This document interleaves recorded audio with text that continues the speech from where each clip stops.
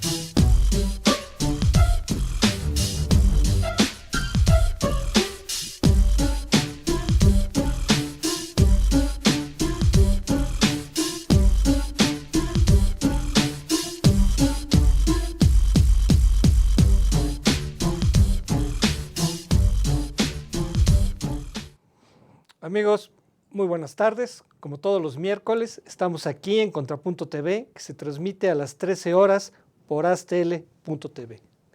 Una noticia que estuvo muy esperada por el mundo económico y político, pero que nos afecta a todos los ciudadanos, tiene que ver con el paquete económico 2020. Como ustedes saben, todos los años la Cámara de Diputados y bueno, el Congreso en general aprueban la política económica que va a llevarse el próximo año. Y bueno, pues para analizar este tema que puede parecer complicado, pero que pues aquí lo tratamos de hacer de una manera muy didáctica, pues nos da mucho gusto que esté con nosotros nuevamente pues uno de nuestros analistas de cabecera, que es el doctor Ignacio Martínez, que es profesor de Ciencias Políticas de la UNAM y que preside un prestigioso think tank que se conoce como Laboratorio de Análisis de Economía, Comercio y Negocios. Gracias. Pues muchas gracias que estés con nosotros, Ignacio. Muchas gracias, Enrique. Pues como verán, pues tenemos pues muchos temas que analizar. Si podemos ver la primera imagen, por favor. Pues aquí tenemos los objetivos del paquete económico 2020. Destaca, ¿verdad?, la cuestión del equilibrio macroeconómico, destaca el logro de la cuestión social. ¿Cómo ves estos grandes objetivos del paquete? Porque hay una cuestión ahí que llama mucho la atención.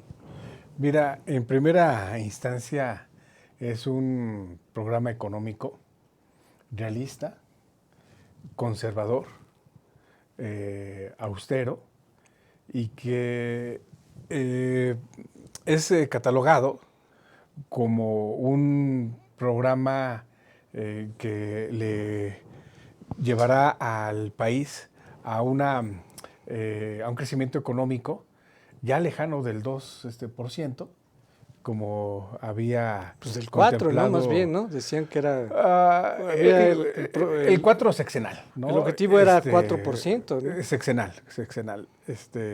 Y 2% para este año. Estaremos llegando, nosotros calculamos en el laboratorio, a un crecimiento de 0,7%, ¿no? Con relación al próximo año, se establece aquí un margen de 1.5, 2.5. Aquí cabe destacar que el Fondo Monetario Internacional coloca a México en una tasa de crecimiento de 1.9%. Y esto será resultado de que el gobierno pues ejerza el gasto programado con base en la inversión autorizada. Pero digamos, antes de entrar al marco macroeconómico, me gustaría destacar un aspecto de estos objetivos, porque hay un objetivo que pues, yo recuerdo que ni siquiera en el programa más neoliberal que hubo en México, que fue el del 83, cuando estalló la crisis, ni siquiera en ese... No, pues no lo puedes comparar. Fíjate, fíjate, ve. Pero hay un aspecto que me llama la atención. A ver, Y ¿cuál? fíjate que estamos a nivel de objetivos, ¿eh? No, A no ver, estamos entrando al marco macroeconómico, a la a los valores de la inflación, no. Estamos en el nivel de los objetivos, ¿no? Que siempre es un plano muy general, pero ni siquiera en el 83, ni siquiera en el 89 o en el 95, que fue así, quizás la peor crisis que ha tenido México contemporáneo. En todos esos planes, ¿Y cuál es ese objetivo? ¿sabes cuál es el que no está ahí? Y por eso te lo puse ahí para que reactivar el crecimiento económico. No está en los objetivos. Está la cuestión de la estabilización macro y se destacó mucho el carácter responsable, ¿no? En fin, y la cuestión social, que también es relevante, ¿no? Indudablemente. Bueno, pero que no sea un objetivo prioritario el crecimiento económico. Tú mencionaste lo conservador. Justamente, esa es la palabra, que es un programa más defensivo que ofensivo. Y por ofensivo me refiero a que se reactive el crecimiento económico, que es que debería ser una de las prioridades de cualquier gobierno. Fíjate que aquí con lo que tú comentas, estoy en absoluto desacuerdo contigo, ¿no? Bueno, perfecto. Porque lo pongo en consideración con lo que sucedió este fin de semana en Arabia Saudita, ¿sí? Donde se bombardea una de las principales refinerías del mundo, que solamente dicen que la más grande. La más grande del mundo. En estos 2 días, imagínate, se redujo el abastecimiento del crudo en un 5.7 millones diarios, ¿no? En los indicadores macro del presupuesto se establece en 2019 un precio del crudo en $54. A ver, pasemos si quieren a la siguiente imagen. La siguiente imagen nos va a presentar el marco macroeconómico. Y ahí ves lo realista. Mira, ve el marco macroeconómico, ¿no? Sí.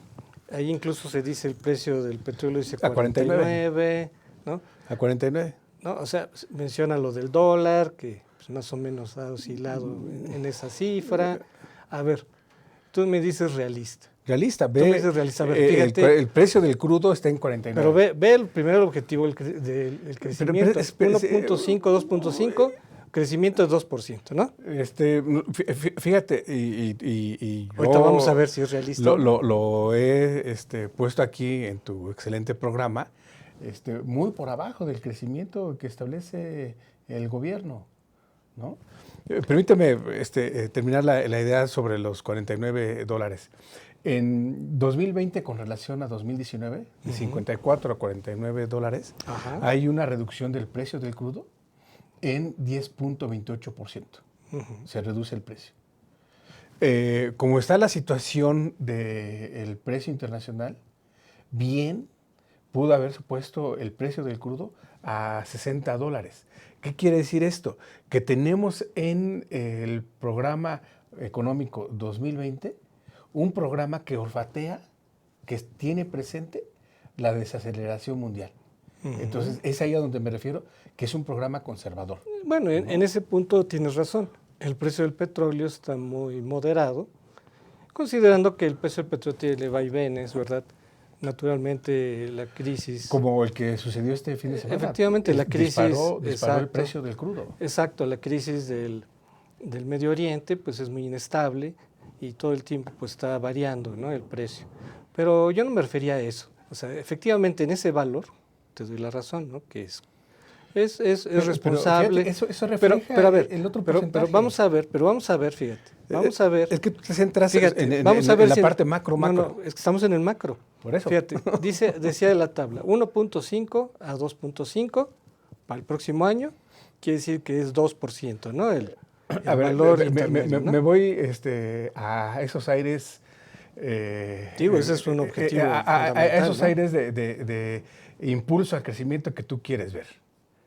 En 2010, la economía creció 5.3%, cuando en 2009 la economía cayó, en términos negativos, 6.1%. hubo una recuperación en 2010 en 5%, 5.3%. Si comparamos ese crecimiento económico, que fue espectacular, con relación al ingreso per cápita, cayó. Te lo pongo en este contexto. En 2010, con relación a 2008, la pobreza creció. Pero en términos de riqueza nacional, el país creció. Bueno, Entonces, pero a lo que voy con tú me esto, estás comparando, pues por eso. tú me estás comparando otra época. El que se lleva se aguanta. Tú comenzaste comparando 1983. No, pero es que pero comparé los objetivos. No, por eso. El objetivo. No. Pero yo me voy a la parte. Vamos a ver si es posible, ¿no? A la parte del crecimiento en número con relación a los objetivos, porque tú planteas dónde quedó la recuperación económica. No, a ver. Yo te estoy planteando, fíjate, yo no te comparé si se va a lograr o no se va a lograr, si antes no se hizo. Pero lo estableces en los objetivos. Yo te planteé de por qué no considerarlo, primero, como un objetivo fundamental, ¿no? Primero. No, o sea, más allá de que se logre o no se logre, si se logra 1.2, 3, lo que sea, fíjate. Yo no cuestioné en este momento si se va a lograr o no se va a lograr. Lo que yo cuestiono es por qué no incluirlo como un objetivo fundamental. Por lo mismo, precisamente. Cuando hasta en los momentos de más crisis, fíjate, en el caso de la Madrid, se incluyó y fue cuando más cayó el Producto Interno Bruto. ¿Estás de acuerdo? Fue una debacle. Perdona, ¿no? pero lo que tú estás estableciendo es, y tú lo tienes muy presente, es el objetivo del 84, de 1984, cuando se impulsa el PIRE. ¿Te acuerdas del PIRE? Sí, claro. Y en el 85, el PESE. ¿Qué tenemos entre el Programa Inmediato de Recuperación Económica y el Programa de Estabilidad y Crecimiento Económico? Claro. Está de trasfondo la 11ª carta de intención del Fondo Monetario Internacional. En este momento no la tenemos. No, por eso, pero es que entonces creo que no estamos entendiendo. No. Me gusta tu planteamiento. Vamos a ver si que aquí está la enorme. Aquí yo veo que se está justificando que ¿por qué no se incluye no como te estoy objetivo un crecimiento? Es que es precisamente. Ahora vamos a ver si Ese con es lo que precisamente el plantean. debate. Ahora vamos a ver si con lo que se plantea se va a lograr ese 2%.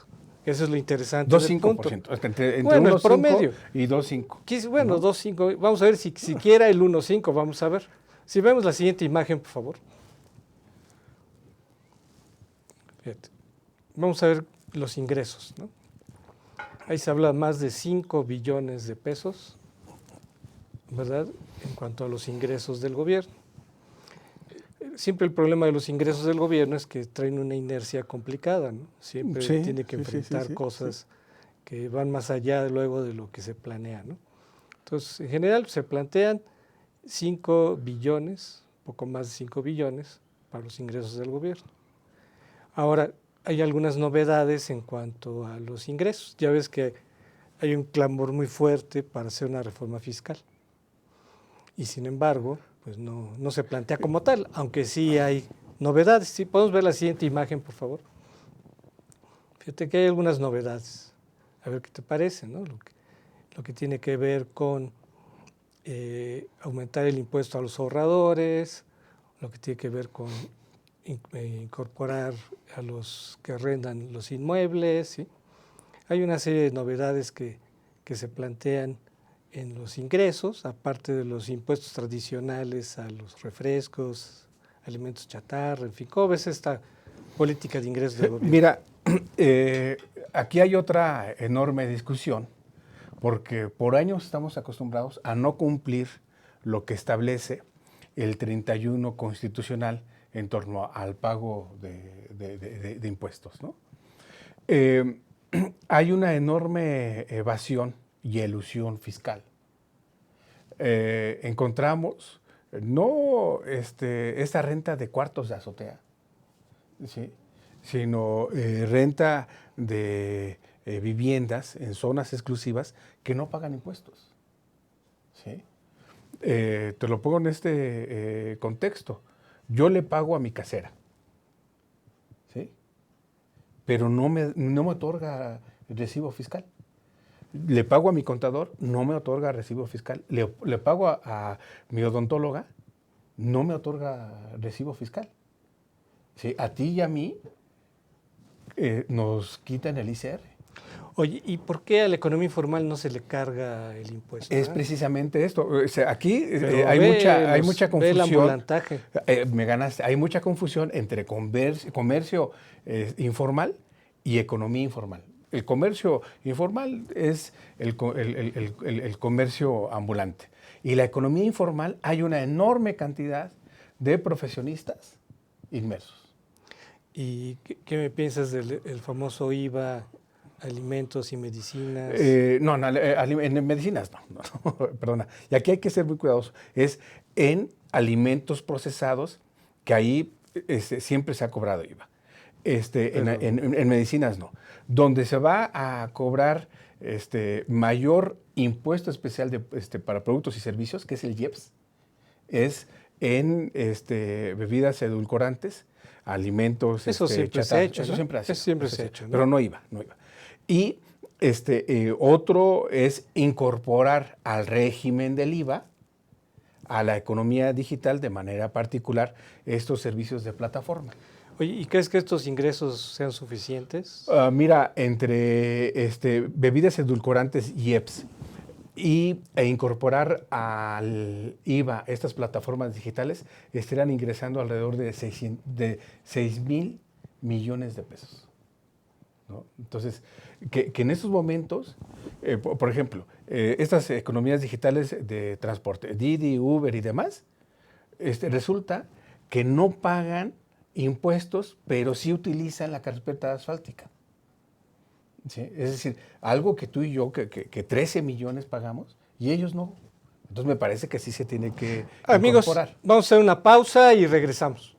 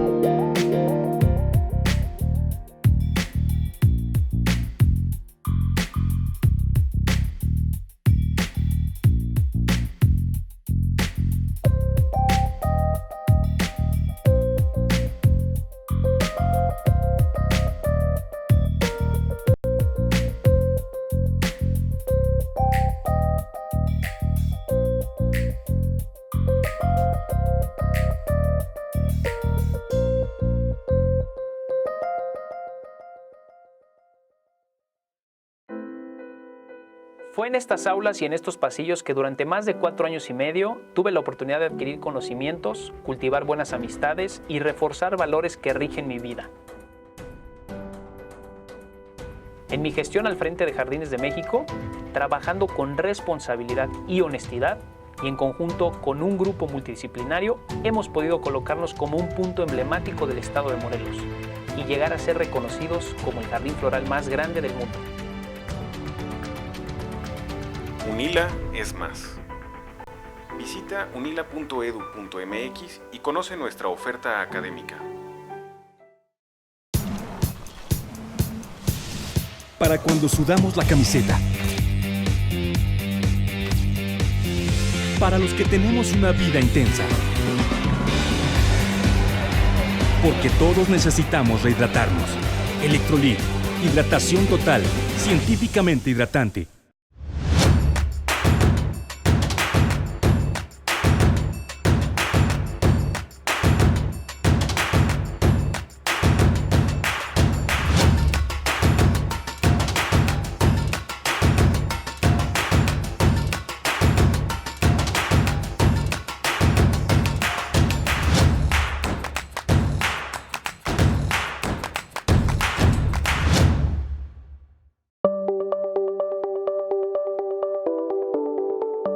Astele.tv.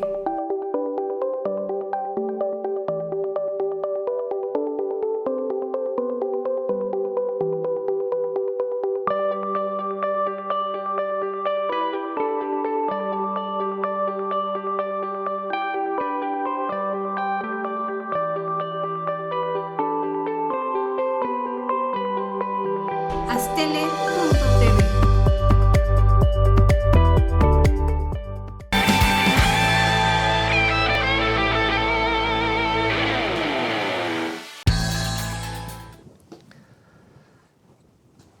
Amigos, estamos de regreso aquí en Contrapunto TV. Como verán, el programa pues, está rico porque, pues, como todo, hay distintos puntos de vista y me da mucho gusto que aquí, pues, nuestro experto, ¿no? Que nos corrija, que nos llame la atención, ¿verdad? Porque al final de cuentas el experto es él. Si podemos ver la siguiente imagen, por favor. Presupuesto de gastos. Ahí las cifras se ven muy cortas, pero, bueno, evidentemente de lo que tiene más el presupuesto tiene prioridad el sector energético. Todos sabemos que Pemex es prioritario para el gobierno. También el sector de seguridad tiene mucha importancia, son los rubros que más destacan en el presupuesto de gastos, pero llama la atención, y quiero que me corrijas, cómo el sector de infraestructura, lo que normalmente mueve la economía, no tiene un presupuesto importante. Cuando te decía que en los objetivos no se destaca el crecimiento, se ve en el gasto. Lo que mueve la economía es el gasto del gobierno, porque es lo que va finalmente a mover las expectativas del sector privado. Y cuando se habla de que no hay confianza, no solamente es una cuestión subjetiva, ¿verdad?, de que si creo o no creo, sino que el sector privado quiere ver en qué va a gastar el gobierno para saber si yo le voy a meter inversión o no. ¿Cómo ves este asunto? Mira, en conjunto, la inversión tanto pública como privada pesa el 29% del PIB. Esto es 23% estrictamente de la inversión del gobierno y 6% la inversión privada.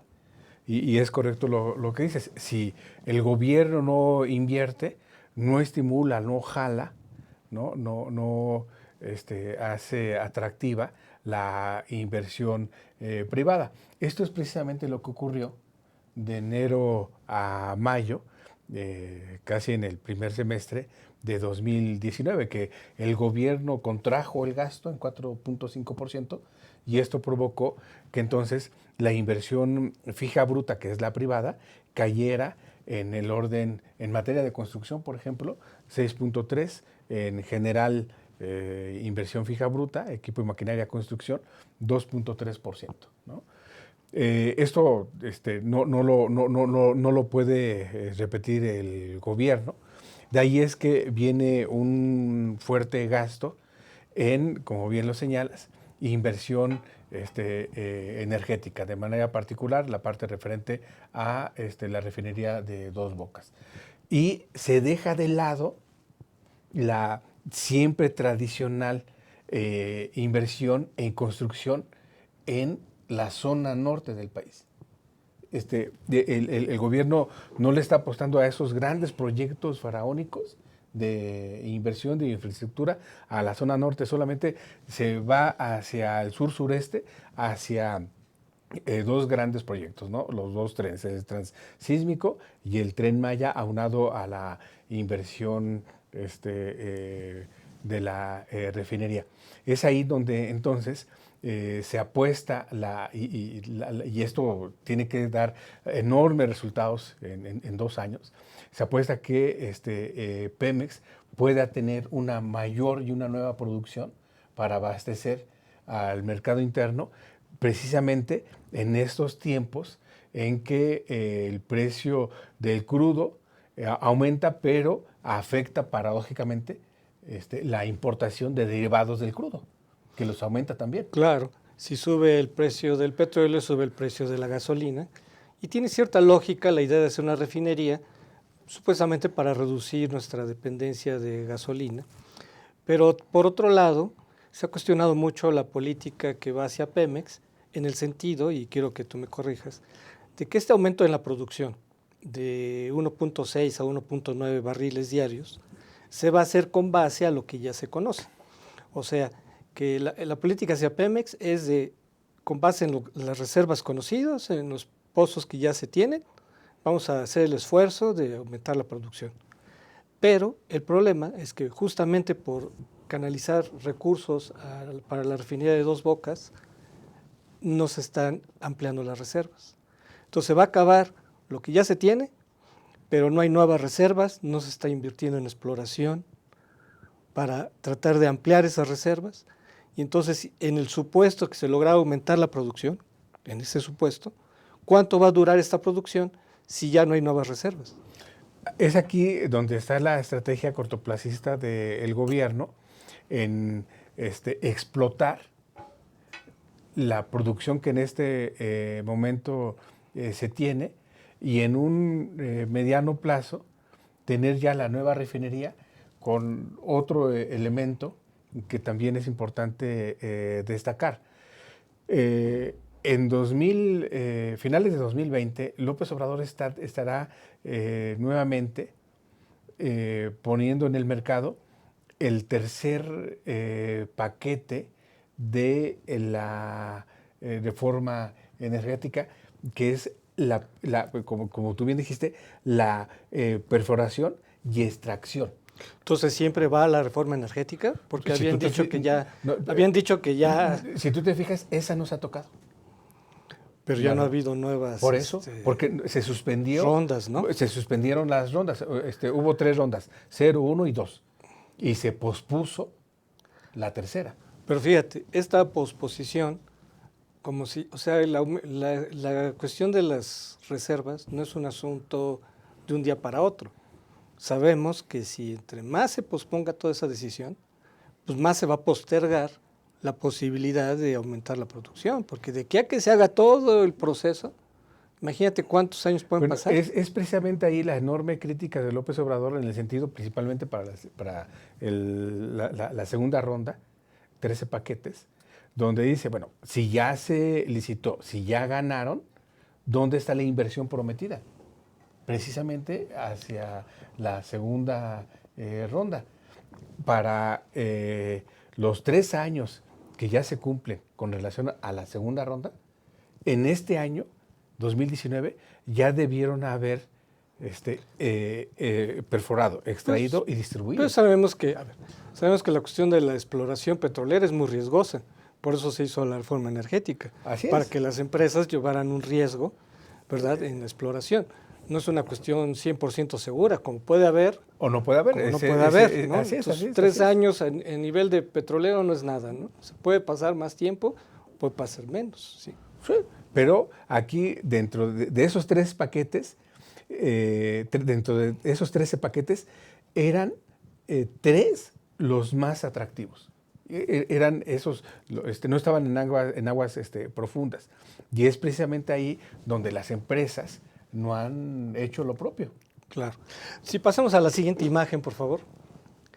Algo muy interesante que señaló aquí nuestro experto fue cómo se puede pasar de una etapa de menos crecimiento o crecimiento cero a una etapa de crecimiento más acelerado.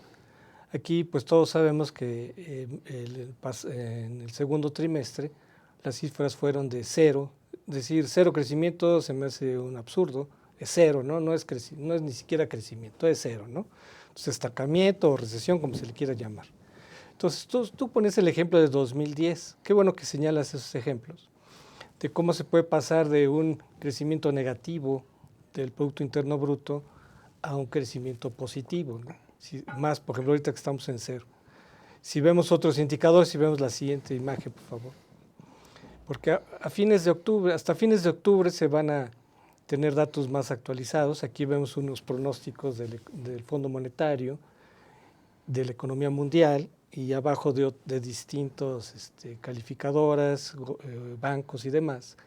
Pero digamos, de acuerdo con los datos más o menos de Citibanamex, o más o menos se habla, tú acabas de mencionar 0.7, ¿no?, para fin del 2019, ¿no? Y la economía mundial pues ya también va en descenso, se habla de 2.8, ¿no?, el crecimiento para este año. Con base en estas cifras que son negativas, y todavía hasta el 30 de octubre vamos a saber las del tercer trimestre, y ahorita vemos, fíjate, si quieren vemos las siguientes imágenes, que ya tenemos algunos indicadores de cómo viene. Fíjate, la confianza del consumidor, la flecha se ve hacia abajo, y vemos la siguiente imagen, que es la confianza empresarial, que también, si vemos la siguiente imagen, la confianza empresarial también va a la baja. ¿Cómo se puede esperar que pueda haber un repunte, ya, no digamos este año, para el siguiente año? Sí, mira, para este segundo semestre tendremos un incentivo muy importante que el gobierno enmendó, ¿no? Tenemos para el tercer trimestre un gasto extraordinario de 485 mil millones de pesos, ¿no?, aunado a 1.7 billones de pesos, que es el gasto comprometido. ¿De acuerdo al gobierno, cuál es la expectativa para este año? ¿Cuál es el rango que da? Para este trimestre. No, para el 2019. Porque digamos con relación a los pronósticos. O sea, el pronóstico del 2019. De 2020, ya poniendo el 2019. El 2019. Creo que es 1%. No, el gobierno es un rango. Creo que da 0.6, 1.2, ¿no? Por ahí. 0.7 a 1.2. O sea, ¿el promedio cuál sería? Más o menos. 0.9. Por ahí, ¿no? Que es lo que esperan. Y el promedio de Fondo Monetario y calificadoras está en 0.8. ¿no? 0.6, ¿no? Ya lo bajaron. Fondo Monetario lo pone en 0.9, ¿no? Y aquí habría que ver. Citibanamex lo da como 0.6. Sí, están. Ponle 0.7, como tú mencionabas, ¿no? El laboratorio lo pone en 0.7. Bueno, ¿no? Que suena realista, digamos. Entonces, 0.7, 0.9, ¿no? Así es. Este pronóstico es pese a lo que me estás diciendo de... Sí, ya tomando en consideración la desaceleración, el gasto, ya lo pone en este ambiente. Habría otro factor que sería bueno considerar, que es el TEMEC, ¿no? Si se diera, como ya están diciendo, el milagro, que se apruebe en este lapso, o sea, de aquí a que acabe el año, entonces también sería un factor de confianza. Sí, lo cual estaría, no de manera inmediata, sino en un mediano plazo, impactando en un punto porcentual al PIB. Sí, porque digamos, aquí en México lo que necesitamos es buenas noticias, ¿no? Porque creo que todo este año no ha habido buenas noticias. Así es. Entonces, si se aprobara el TEMEC sería una buena noticia en cuanto a la confianza, o sea, para empezar, ¿no? La confianza para la inversión, sobre todo inversión extranjera, que podría ya revelarse el siguiente año. Sí. Ya en este año ya no alcanzaría, pero es muy diferente partir entre más abajo partas que partas más arriba, ¿no? Por eso es muy importante lo austero, lo realista, lo conservador de este programa económico 2020. ¿No? Bueno, amigos, pues vamos a la siguiente pausa. Estamos viendo aquí, analizando, ¿verdad?, los factores que van a incidir para el próximo año. Y bueno, pues estamos aquí en Contrapunto TV. Regresamos.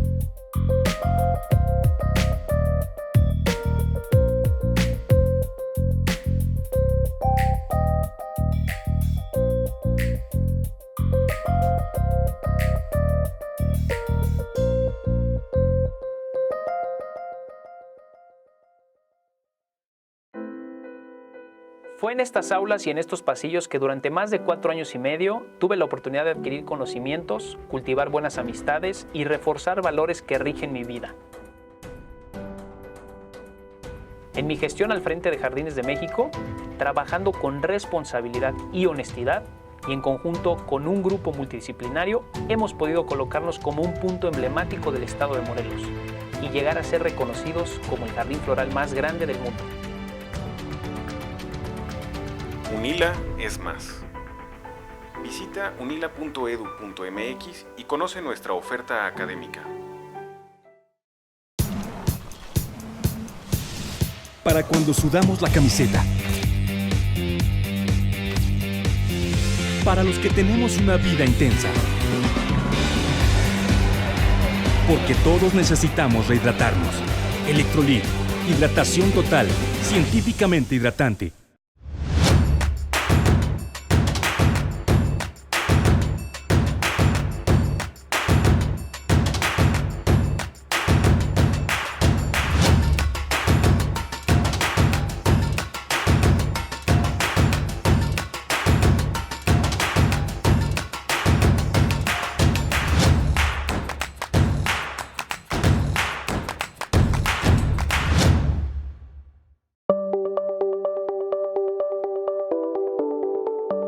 Astele.tv.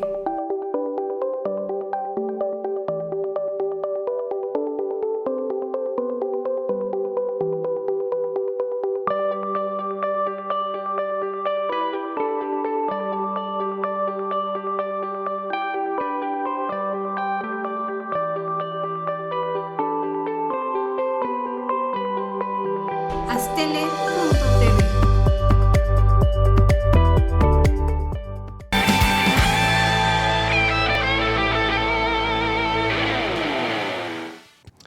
Amigos, estamos de regreso aquí en Contrapunto TV.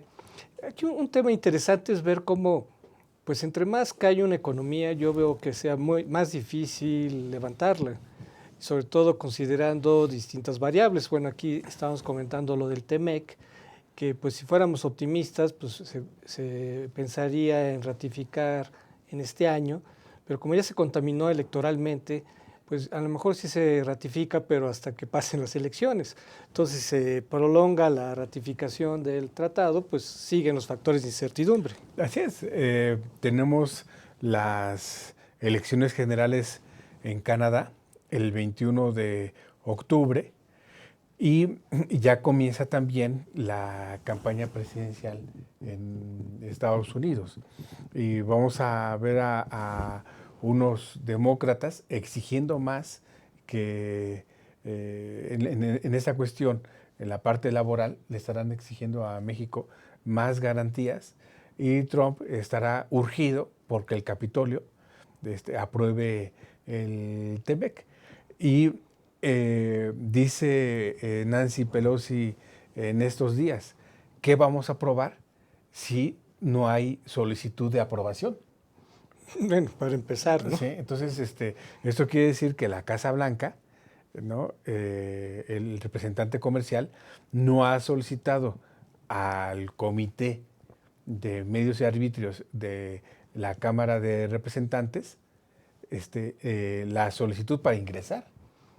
Pues qué grave el asunto, ¿no? Porque por sí ya el tiempo va en contra y no es un asunto que se resuelva tan rápido, Así ¿no? es. Entonces, en México ya pasamos varias aduanas, ¿no? Lo más importante era, retomando el tema, la presentación del presupuesto, ¿no? Entonces, ya las calificadoras hicieron su trabajo. Veremos cómo a finales de octubre se estará aprobando la ley de ingresos y la ley de egresos a mediados de noviembre. Como tú decías hace un momento, veremos si este optimismo sigue prevaleciendo, y yo diría que ojalá y la Cámara de Diputados no mejoren ese optimismo, que ojalá y lo mantengan como está el presupuesto, austero, realista, conservador, en el sentido de que hay un faltante de 200,000 millones de pesos.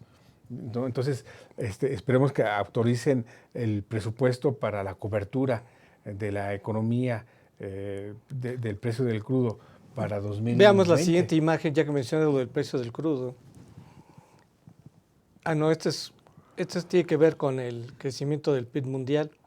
Fíjate cómo uno de los pronósticos es de que el PIB mundial esté en 2.8 y considerando que la economía pues había crecido, la economía global pues ya está en desaceleración. Y fíjate, justamente un elemento que no hemos mencionado, que si bien la confianza del consumidor ha bajado la confianza empresarial, no así el comercio exterior de México, ¿no? Que el comercio exterior de México es lo que está sosteniendo, ¿no? De alguna manera, ¿no? Así es, y de aquí, qué bueno que lo señalas, porque de los 4 componentes del PIB, inversión, gasto, consumo, son estrictamente del mercado interno. Y tenemos el otro componente con su coeficiente comercial, que es exportaciones menos importaciones. Y en este caso las exportaciones por sí mismas van, pero están creciendo con relación a la demanda de la industria automotriz estadounidense. ¿Sí? Van creciendo. Con relación a la lámina que ponías hace un momento, en torno a que si cae la producción industrial a nivel internacional, esto afectará a su vez la producción automotriz. Claro. Y por ende nos afectará en ese crecimiento. Si vemos la siguiente imagen, por favor. Fíjate aquí en esta lámina del crecimiento del PIB, incluso lo ponen por arriba el 1.9 del 0.8 que el paquete económico del gobierno. O sea, todavía en esta lámina ponen un poco más el crecimiento del PIB en Estados Unidos, pero finalmente se espera que sea 1.8. O sea, si vemos los otros datos, cómo va a la baja, justamente la desaceleración también va a la baja en Estados Unidos, ¿no? Lo que está señalando, ¿no?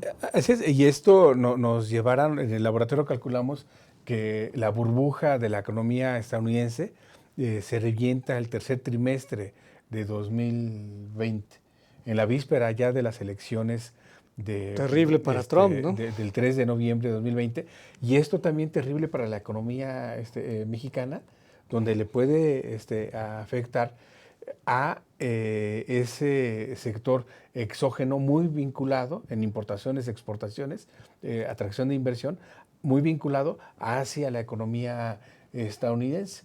Recalco, de ahí es ambiente macroeconómico austero, realista, conservador, donde ya está presente esa desaceleración internacional. Vemos la siguiente imagen, por favor. Bueno, aquí hablamos de los precios del petróleo, justamente como tú hace rato estabas comentando, cómo hay riesgo de que no se compren las coberturas petroleras.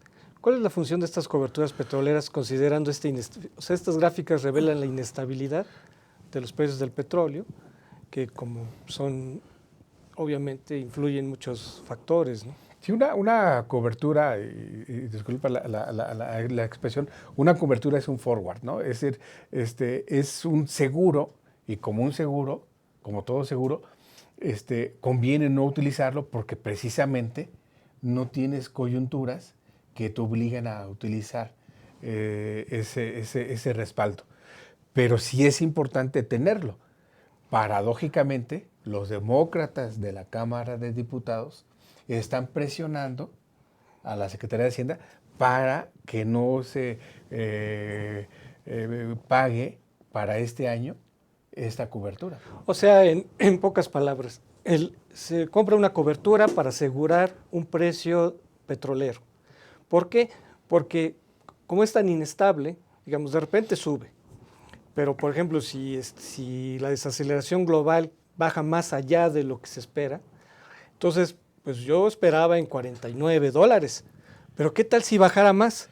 ¿no? Ahí Ahí tenemos la cobertura. Te cubre. Ahí tenemos la cobertura. Lo que tuvimos este fin de semana, donde el precio del crudo pasa de 54 a 63, poniéndolo como lo propone el gobierno a 49, en cuestión de 48 horas, el precio del crudo estaría aumentando 28.77%, de maravilla. Pero cuando baje, es ahí donde vamos a tener esa realidad. Pues sí, Si de no maravilla tenemos esa para cobertura, los grandes exportadores de petróleo. Pero ¿qué tal para los consumidores de derivados, de que la- también aumentan los precios. Exacto. Sí, ese es el riesgo de precisamente no contratar esta cobertura. Que el secretario Herrera tiene que convencer a la Cámara de Diputados para que precisamente entonces se dé paso a esta cobertura. Claro. Con base en este marco, creo que tenemos unos pronósticos para terminar. Aquí tenemos unos. Fíjate, aquí está sobre las expectativas del crecimiento económico, que estos se hicieron por julio. Evidentemente ha variado la expectativa de crecimiento. Aquí se habla del 2% incluso hasta el 2021. ¿No? Y bueno, pues se habla de 1.5, no ha variado tanto. Entonces, más o menos esta es la expectativa de crecimiento, que es como lo que empezamos al principio, ¿no? Sí, ¿Tú crees realista con base a, vamos a suponer que en el mejor de los casos creciera 1% la economía a fin de año, así en un acto de milagro? ¿Tú crees posible duplicar en este año del 1% al 2%, considerando el marco internacional que se está dando? Mira, considerando todos los factores de incertidumbre. Permíteme poner sobre la mesa nuestros indicadores. 0.7 en 2019, 1.2 2020, 1.9 2021, que más o menos va con lo que determina Banco de México. Sí, pero el paquete económico está 2%. Sí, 2% en esa media para 2020, 1.5 en el piso, 2.5 en el techo. Siendo realistas, estaremos en 1.3, ¿no? En 2020. Pues por eso se dice, por lo que tú me estás comentando, que el paquete peca de optimista, porque fíjate, si el promedio es 2%, por cada punto que no crezca, se habla de que va a perder el gobierno de ingresos 27,000 millones de dólares. Así es. Entonces, puede ser el boquete muy grande. Por si tú me hablas de que hay una diferencia de 200,000 millones. Y si aumentamos, puede aumentar todavía este boquete mucho más. Sí, por eso subrayo, es muy importante ese precio conservador del crudo, en el sentido de que si ingresa, no está contemplado, ¿sí? Es preferible mantenerlo en 49, ojalá y los diputados así lo mantengan. En el sentido de que ya está muy realista el crecimiento, ya no tenemos ese crecimiento de lo que tanto dice López Obrador con sus datos, de 2%. Oye, pero entre 2 y 1.3 que me dices no es muy realista, hay 7 décimas y cada décima son miles de millones que no ingresan. En este caso, con relación a lo que tú dices, está en juego alrededor de 100,000 millones de dólares. Entonces, como se puede ver, si se busca que no haya mayor endeudamiento el próximo año, nos vamos a tener que acostumbrar, amigos, a que haya más ajustes. Porque cada vez que... Yo no lo veo de esa manera. Si ustedes ven a lo largo del año, conforme pasa el año, se va ajustando el crecimiento. Un elemento que hay que tomar en consideración es que se estarían incorporando a la economía con relación al gasto, subrayo, 6,000 millones de pesos nuevos con relación a 2,000 millones de economía digital y 4,000 millones de IEPS con relación a comida chatarra y bebidas edulcoradas. Pero de todo eso está dependiendo de que, o sea, es como apoyarnos en el mercado interno, o sea, y el mercado interno va a estar muy contraído. Pero es algo que fluye, pero que no se refleja en impuestos. No, sí, estoy de acuerdo, pero todos, a final de cuentas, Sí. Los Y impuestos qué bueno que dependen de dices cómo que- se mueva la qué bueno economía. qué bueno que dices que esto depende del mercado interno, porque precisamente nos estamos alejando de esa aceleración internacional. Es ahí a lo que me refiero. El paquete económico ya olfatea, ya tiene presente la desaceleración internacional. Bueno, pues yo veo complicado porque si la economía no se mueve o se mueve demasiado lento, pues se reducen los ingresos del gobierno. O sea, y si se reducen los ingresos del gobierno, la única manera de hacerlo es haciendo ajustes. Muy rápidamente, del ingreso programado, 74.47% es con relación a los tres grandes impuestos, ICR, IVA e IEPS, que es lo que conviene precisamente invertir en el mercado interno para que fluya gasto y consumo, y eso estaría provocando aumento. Pero fíjate, ¿qué expectativa hay para un inversionista si hay un mercado interno muy restringido? Le O tienes sea, que brindar confianza al inversionista y blindar la seguridad. Bueno, amigos, pues agradecemos mucho aquí la presencia de nuestro experto Ignacio Martínez. Creo que hoy Muchas gracias, aprendimos Enrique. mucho de economía. Los invitamos para el próximo miércoles para analizar otro tema de interés nacional o internacional. Hasta la próxima. Astele.tv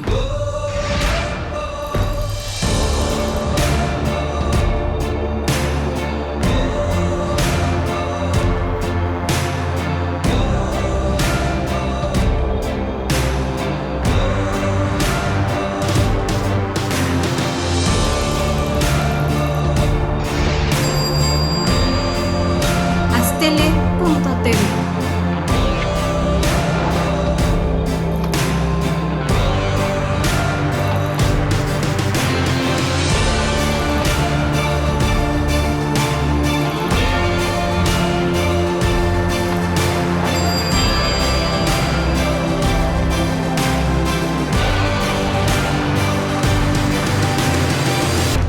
Astele.tv